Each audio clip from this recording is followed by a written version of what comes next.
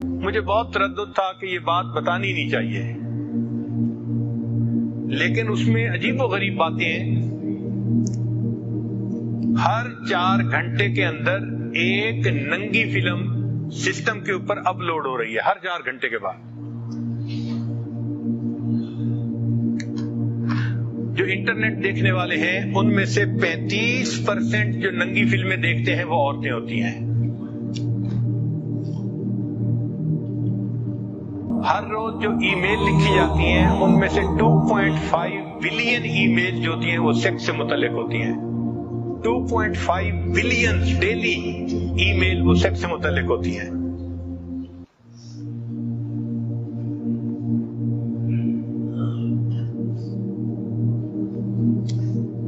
باہر ملکوں میں 56% جو ڈائیورس ہو رہی ہے اس کی بنیادی وجہ بیوی یا میاں ان میں سے کوئی نہ کوئی ننگی فلمیں دیکھتا ہے، اس لیے وہ اپنے ساتھی سے مطمئن نہیں ہوتا اور ان کی زندگی میں پرابلم آتے ہیں۔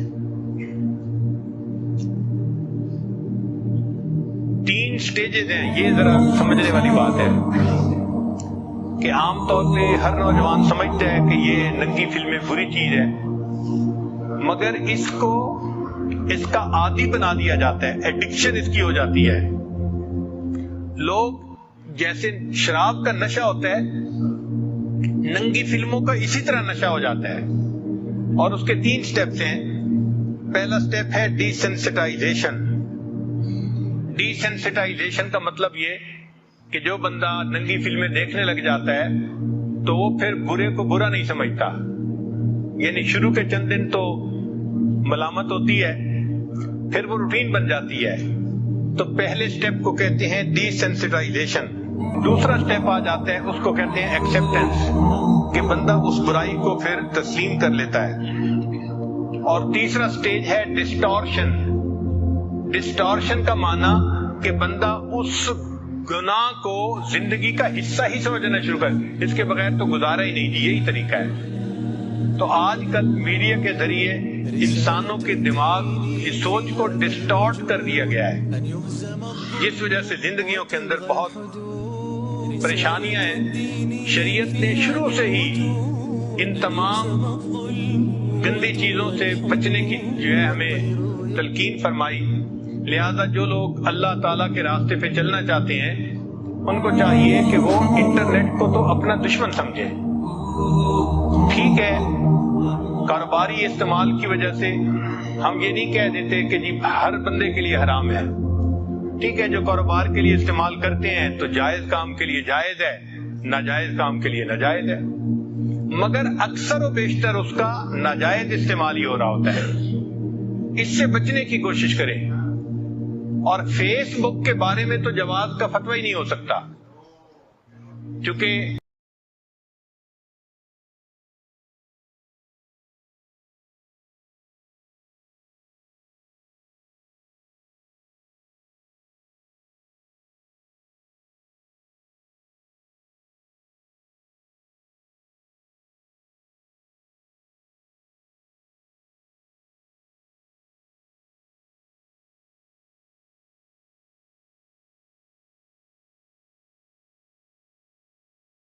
کہ گند سے اپنے آپ کو بچائیں، اور ہو سکتا ہے کہ اسی گند کی وجہ سے ان کی ترقی نہ ہو رہی ہو، وہ بڑھنا چاہتے ہیں مگر ان کے پاؤں بندھے ہوئے ہیں۔ اللہ تعالیٰ اس گرفتاری سے ہماری جان چھڑائے۔ اور پھر اس کا فائنل نتیجہ لکھا ہوا ہے کہ طلاقیں ہو جاتی ہیں، اور بندے ڈائیورس ہونے کے بعد ڈپریشن ہو جاتی ہے، اور ڈپریشن کے بعد اس کا انجام کہ وہ لوگ خودکشی کرتے ہیں۔ جن لوگوں کو ایسی فلمیں یا ایسی چیزیں دیکھنے کی عادت ہو ان کے لیے بھی چند نصیحتیں ہیں، وہ ذرا سن لیجئے، یہ کام کی باتیں ہیں کہ وہ بندہ اپنی ول پاور کو بڑھائے۔ سب سے پہلا کام ڈٹرمنیشن پاور، ول پاور۔ چونکہ ول پاور مضبوط ہوگی تو انسان انٹرنیٹ پہ تو کام کرے گا مگر گندی ویب سائٹ پہ نہیں جائے گا، اور اگر ول پاور کمزور ہوگی تو پھر خود بخود اس طرف کھنچ جائے گا۔ تو ول پاور کو مضبوط کریں ذکر کی کثرت کے ذریعے سے، اور جن لوگوں کو اللہ نے مضبوط قوت ارادی دی ہے ان اللہ والوں کی صحبت میں بیٹھنے سے اپنی قوت ارادی کو مضبوط کریں۔ پھر جو لوگ ایکسرسائز کرتے ہیں ان کی بھی ول پاور مضبوط ہو جاتی ہے۔ جو لوگ مناسب سوتے ہیں رات کو ان کی ول پاور بھی مضبوط ہوتی ہے۔ پھر جو لوگ فاسٹنگ روزہ رکھتے ہیں روزہ رکھنے سے بھی ول پاور مضبوط ہو جاتی ہے۔ میڈیٹیشن جو لوگ مراقبہ کرتے ہیں اس سے بھی ول پاور مضبوط ہو جاتی ہے۔ اور ایک پوائنٹ یہ ہے کہ جو لوگ ایسا گناہ کرتے ہیں acknowledge that you are addicted، اس کو جسٹیفائی نہ کریں، اپنے آپ کو جسٹیفائی نہ کریں جی میں اس وجہ سے دیکھتا ہوں میری بیوی میری بات نہیں مانتی، میرے ساتھ ٹھیک طرح سے نہیں رہتی، لہذا میں انٹرنیٹ پہ یہ تصویریں دیکھتا ہوں۔ نہیں، ایکسپٹ کریں کہ ہاں میرے اندر یہ گناہ موجود ہے، تب اس کی ریمیڈی ہوگی۔ ان تمام برائیوں سے بچنے کے لیے اللہ تعالیٰ کا مضبوط یقین وہ ضروری ہے۔ ہم اگر سکرین دیکھ رہے ہوتے ہیں تو اس وقت اللہ تعالیٰ ہمیں بھی دیکھ رہے ہوتے ہیں کہ یہ کیا بیٹھا تماشے دیکھ رہا ہے۔ اور جتنی ویڈیوز ہوں، امیجز ہوں، آڈیوز ہوں، ان سب کو ختم کر دینا چاہیے، ڈیلیٹ کر دینا چاہیے۔ اور کمپیوٹر استعمال بھی کرنا ہو تو پبلک پلیس پہ استعمال کرنا چاہیے، بند کمروں میں استعمال نہیں کرنا چاہیے۔ اور آدمی کو ٹیمپٹیشن کو برداشت کرنا یہ بھی سیکھنا پڑتا ہے۔ یہ جو شہوت کا زور ہے یہ چند لمحوں کی بات ہوتی ہے۔ انسان اگر اللہ کے لیے اس کو تھوڑی دیر روکے تو اللہ تعالیٰ اس مصیبت سے نجات عطا فرما دیتے ہیں۔ حضرت مجذوب رحمۃ اللہ فرماتے ہیں طبیعت کی رو زور پر ہے تو رک، طبیعت کی رو زور پر ہے تو رک، نہیں تو یہ سر سے گزر جائے گی، ہٹا لے خیال اس سے کچھ دیر کو، چڑھی ہے ندی یہ اتر جائے گی۔ تھوڑی دیر کے لیے انسان گناہوں سے اپنا ذہن ہٹا لے، یہ سیلاب جو چڑھ جاتے ہیں نا یہ اتر بھی جاتا ہے، یہ ختم ہو جاتی ہے۔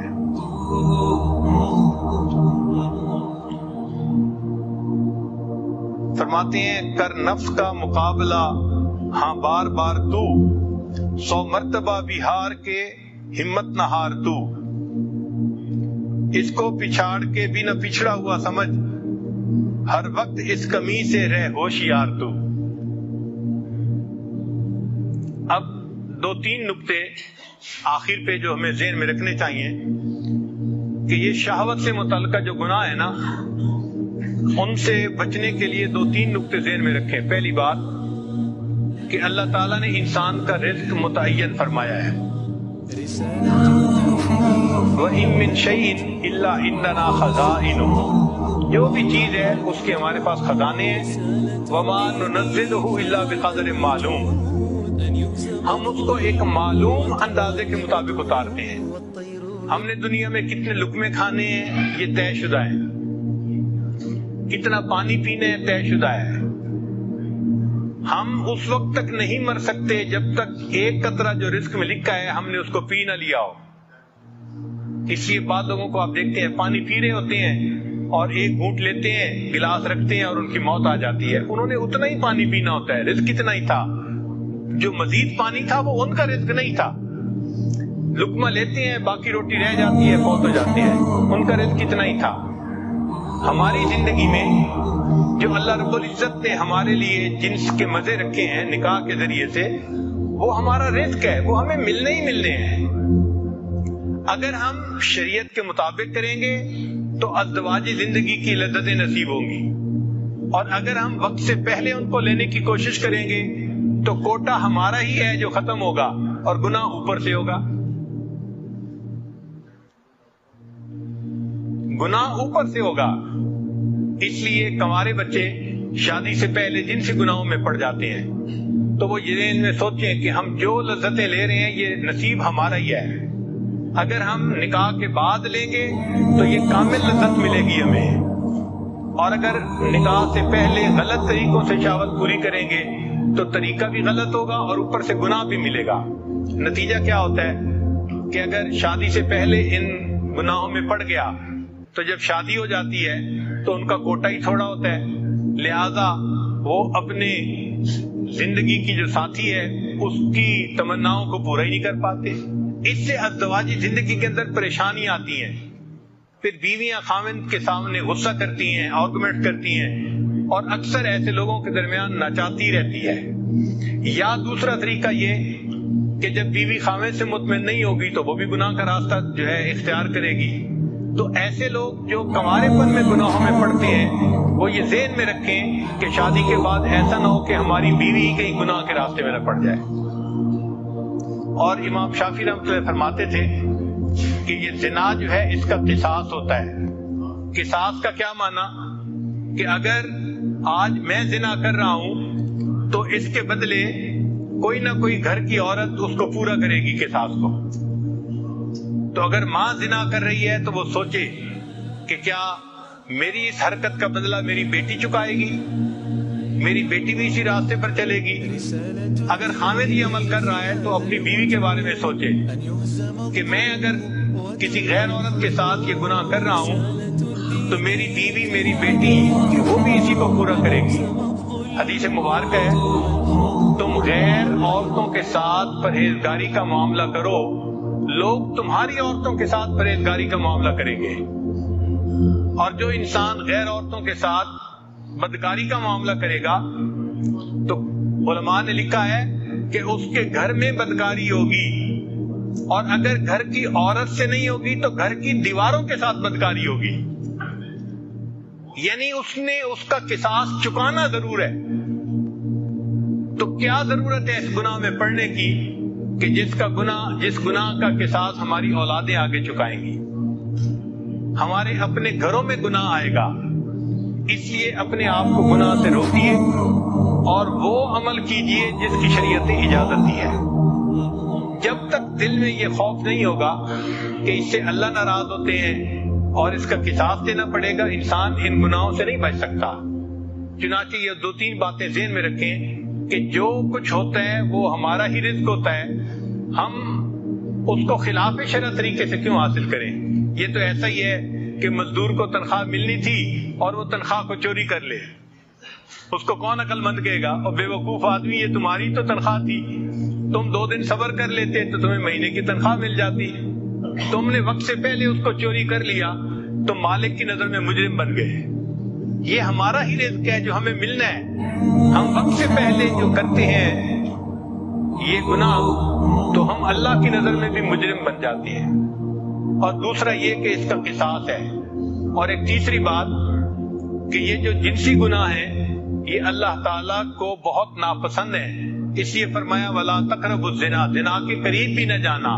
یہ نہیں کہا کہ زنا نہ کرنا، قریب بھی نہ جانا، یعنی جو اس کی مبادیات ہیں اس سے بھی بچو، بات کرنا، دیکھنا یہ ابتدا ہے، اس سے بھی بچو۔ چنانچہ ہم اس سے بچیں اور احیاء اور پاک دامنی کی زندگی گزارنے کی کوشش کریں۔ پھر ایک مرتبہ حضرت رحمت اللہ علیہ نے ایک واقعہ سنایا جس کو تلبیس ابلیس میں بھی لکھا ہے۔ ایک حافظ قرآن تھا،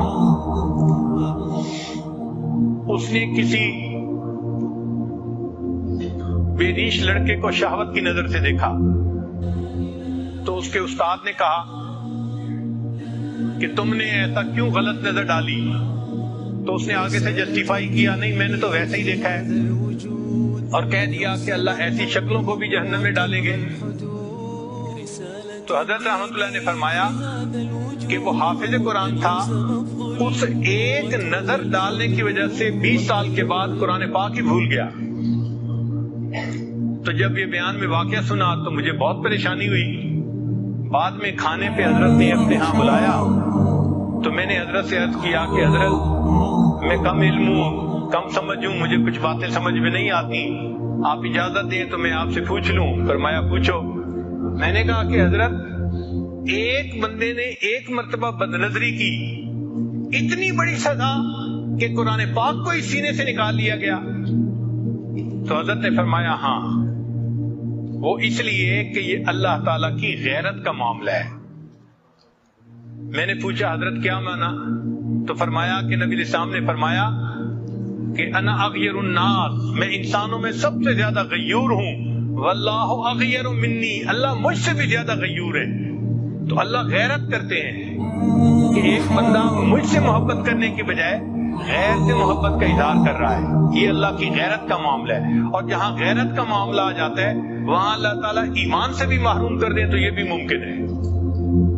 اس لیے جو دوست لکھتے ہیں نا آئی لو یو، یہ 3 لفظ لکھتے ہوئے ہاتھ کانپنے چاہیے، بندے کا دل کانپنا چاہیے کہ میں کسی کو یہ لفظ لکھ رہا ہوں، کہیں ایسا نہ ہو کہ اس میسج کو بھیجنے پر اللہ تعالیٰ اپنے دفتر میں یہ لکھوا دے کہ I don't love this person, یہ تو غیر سے محبت کرتا ہے، یہ میرے محبت کرنے والوں میں شامل نہیں ہے، اس کا نام نکال دو میری۔ تو کہیں اللہ کے دفتروں سے ہمارا نام ہی نہ نکال دیا جائے، ایسے الفاظ مت کہیں کسی کو، اس کو کہیں جہاں شریعت نے اجازت دی ہے، اس کے علاوہ نہیں۔ تو یہ اللہ تعالیٰ کی غیرت کا معاملہ ہے، اس لیے ایسے گناہوں سے بچنا اور اللہ تعالیٰ سے معافی مانگنا یہ ہمارے اوپر لازم ہے۔ اللہ تعالیٰ ہمیں شہوت کے گناہوں سے محفوظ